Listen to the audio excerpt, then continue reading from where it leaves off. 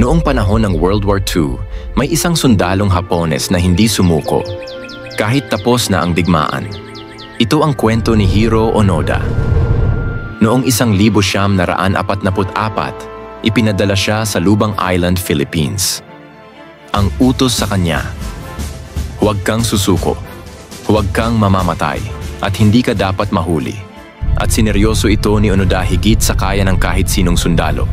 Nang matapos ang digmaan noong 1945, hindi siya naniwala. Para sa kanya, propaganda lang iyon. Kaya nagpatuloy siyang magtago sa gubat. Taon nang lumipas.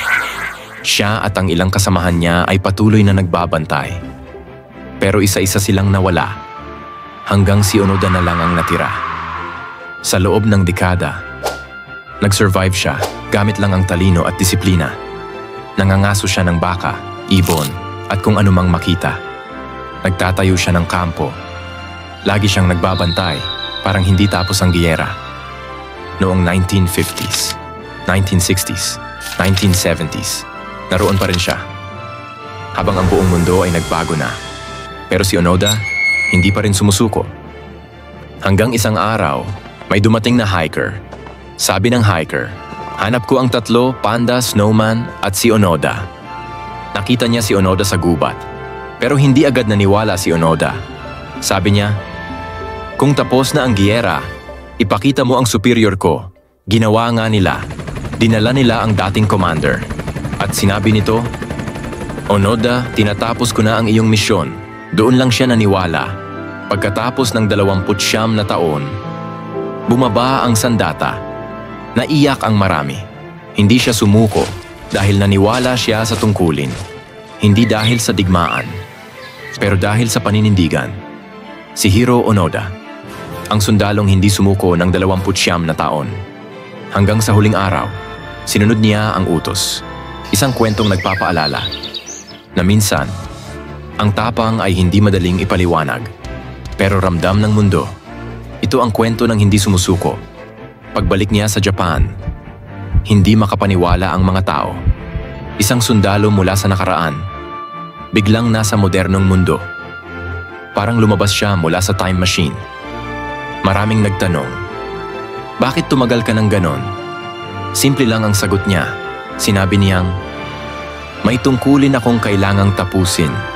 Iyon ang paninindigan na bumuhay sa kanya sa gubat.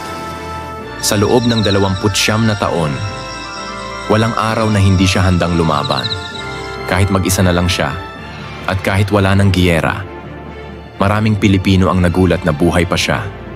Kasi sa tagal, halos naging alamat na siya. Isang sundalong parang multo sa gubat. Pero hindi siya masamang tao. Sinunod lang niya ang sinumpaang tungkulin.